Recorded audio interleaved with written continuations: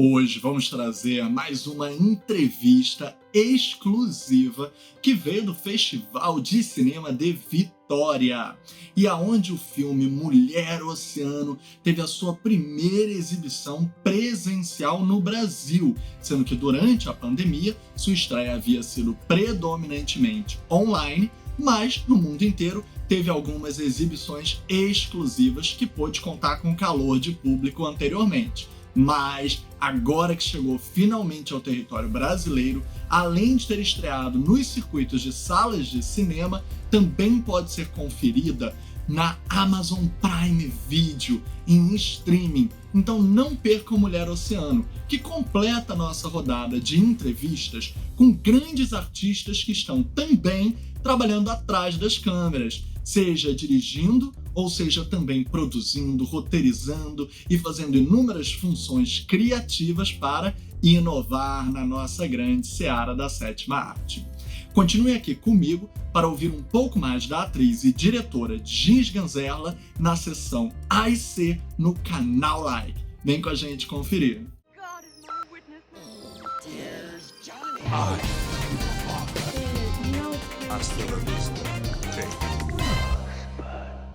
Hoje contamos com Jeans Ganzerla, essa grande atriz renomada que já trabalhou com inúmeros nomes mais consagrados do nosso cinema, como, por exemplo, Ivan Cardoso em Um Lobisomem na Amazônia, também Carlão Reichenbach com Falsa Loura e até mesmo com o pai dela, Rogério Ganzerla, esse saudoso e grande mestre do cinema de invenção brasileiro, onde pôde trabalhar, por exemplo, em filmes como Signo do Caos. Além disso, também trabalhou com inúmeras cineastas mulheres, como Manu Dias, em Love Film Festival, e vários filmes com sua mãe, outro nome gigante e baluarte da nossa sétima arte, Helena Inês, uma das maiores atrizes de todos os tempos e também cineasta, como, por exemplo, em Canção de Baal ou A Moça do Calendário, que ainda contava com roteiro original, o argumento trazido de Rogério Ganzerla póstumamente e convertido num roteiro por Helena Inês para o grande filme com sua filha.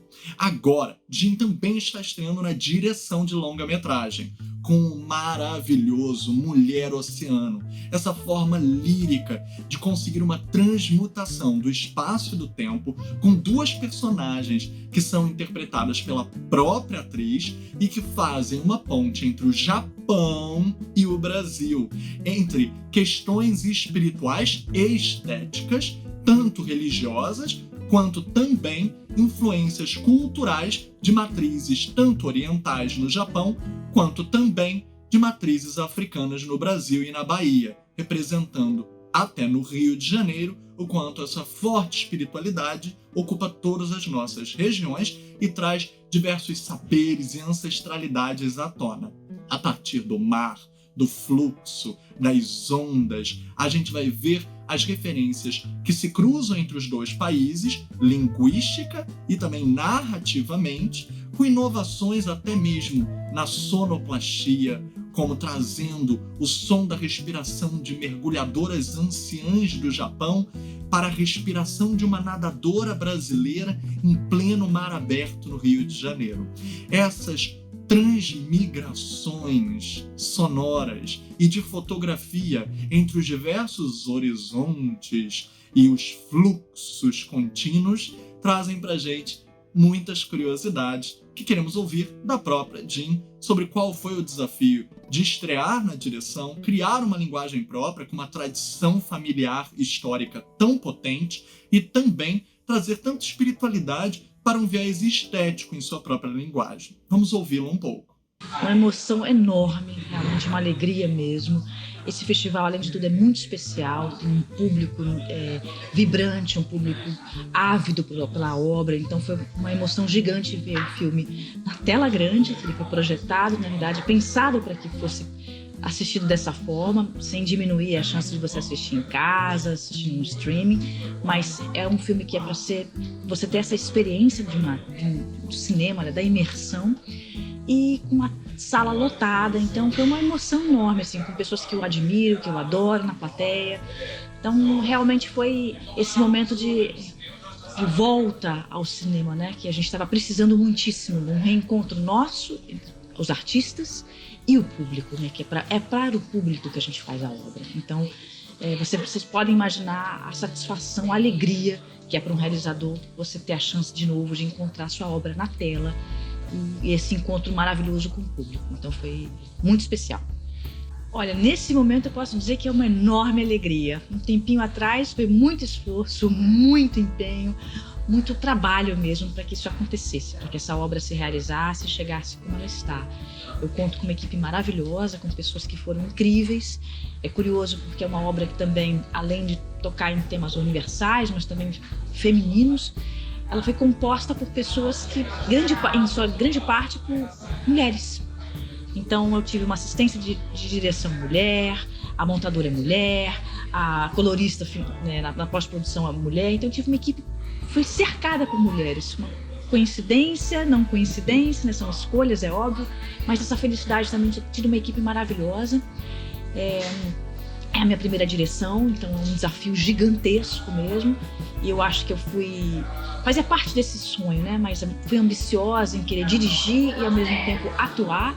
Mas ao mesmo tempo é um projeto absolutamente pessoal, que nasceu de mim e junto da outra roteirista, que é a Vânia Medeiros. Então escrevemos essa obra.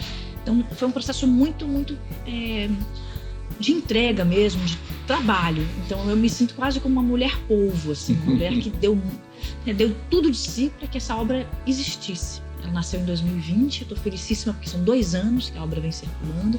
Me deu esse enorme prazer de receber 14 prêmios, que é só uma gratidão absoluta ao universo, e ao júri, ao mundo.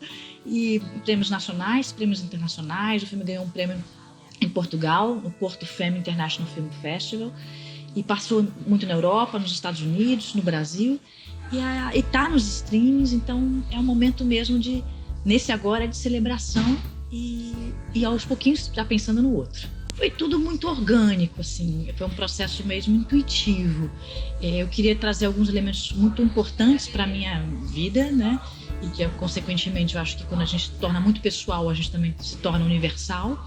Então, eu queria falar dessa questão do Oriente, dessa relação do Oriente com o Brasil. E é curioso porque eu fui descobrindo que o Japão tem muito mais familiaridades com a nossa cultura do que a gente imagina, né? Fui descobrindo palavras em japonês, no português e consequentemente também lá. E fui descobrindo muitas afinidades mesmo, sobretudo nessa parte da natureza, na parte da espiritualidade. O shintoísmo tem muito a ver também, em muitos aspectos, com a própria religiosidade africana, com a Umbanda, com o Candomblé. Fui encontrando palavras que serviam tinham o mesmo significado nas duas religiões, nas duas culturas. E ao mesmo tempo esse mar, né? Eu tenho uma paixão, uma absoluta fixação no mar. No fundo, eu acho que eu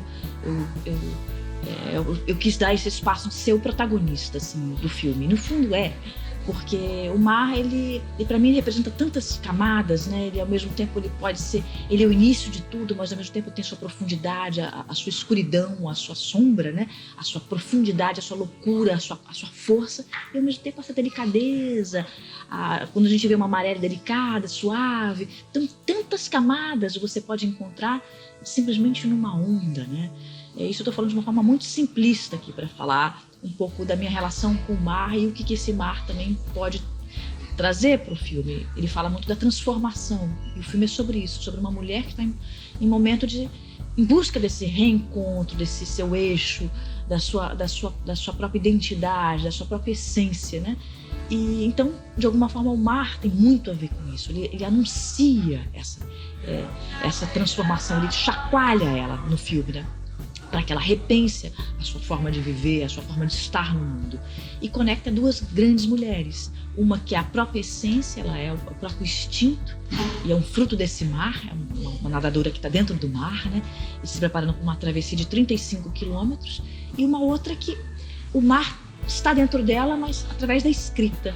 Ela é uma autora e ao mesmo tempo está num momento de bloqueio criativo, ela está distante dela mesma, né? E esse mar une essas mulheres.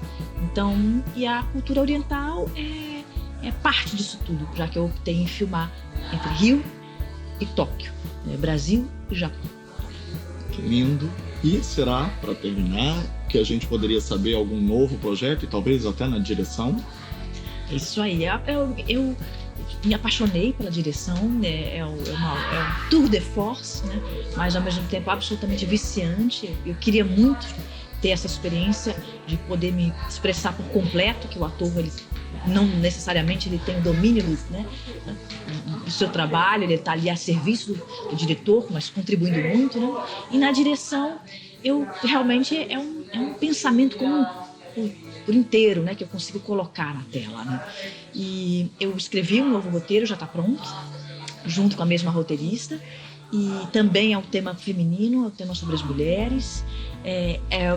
Agora ele é um filme de gênero, é um thriller social.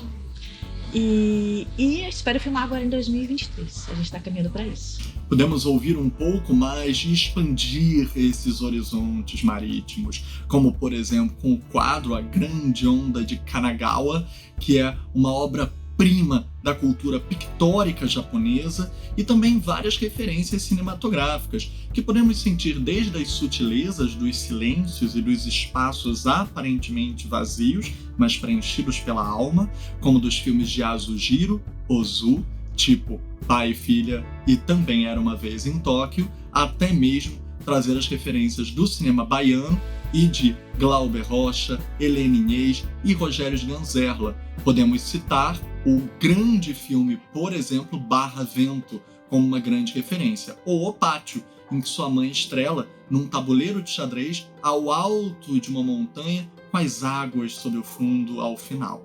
Vamos agora também falar um pouquinho com o diretor de fotografia do filme, André Guerreiro Lopes, que vai falar sobre essa parceria com o Jim, tanto na vida quanto na profissão, que trouxeram esse novo filme incrível para a gente poder ver na tela grande. O fluxo das águas conduziu completamente a fotografia, né? E também o próprio fluxo de criação da Jean, eu diria, né? Foi um projeto que eu realmente tentei dialogar completamente com as inquietações dela, com os desejos, e foi um filme de urgência, né? A Jean precisava fazer esse filme, né? Absolutamente vital, né? Então foi interessante, assim, para o Japão eu não fui preparado, né? Nós não fizemos visita de locação, eu fui com o meu arcabouço de referências, né? Mas eu não fui com nada fechado, né? Eu fui aberto para ver o que aconteceria no Japão, né? Mas já com esse pensamento de uma câmera que fosse um fluxo constante, né? Uma ideia de poder seguir a ação, de poder seguir os movimentos internos e externos dessa mulher e dessas mulheres, né? E ao mesmo tempo, para que isso fosse forte, eu precisava contrastar com planos de composição. Então o Japão também, eu pensei, eu preciso de uma grande angular, né? Eu sabia que os espaços do Japão pediam isso, né? Então tem uma série de planos estáticos de composição e tal, que na verdade intensificam o fluxo, né? A gente precisa de contraste, né? Para que as coisas existam com mais concretude, né? E aí no Rio de Janeiro, aí foi o fluxo puro, né? Das ruas. A gente filmou muito a partir da perspectiva do mar, a cidade, né? O que é muito único, né? E me veio muito esse desejo dos travelling circulares na água, para que a personagem se perdesse, né, dentro da água junto com o espectador, né? Então, esse movimento circular acabou acompanhando intuitivamente assim, o filme todo, né? Então, desde os deslocamentos, desde desses giros dentro d'água, né? Que é uma espécie de vertigem que essas duas personagens vivem, né? Eu acho que foi meio por aí. Foi um filme muito aberto claro, com planejamento, mas muito aberto com que a vida, com que a natureza, com que a realidade da filmagem nos trazia, né? E se deixar contaminar, né? É um tipo de fotografia que você tem que estar muito preparado, ao mesmo tempo muito poroso para lidar com a vida, né? E com o mundo que está na nossa frente, né? Foi um pouco por aí. Confiram isso e sempre muito mais aqui na seção A e C no canal Like, porque a gente recomenda e você curte.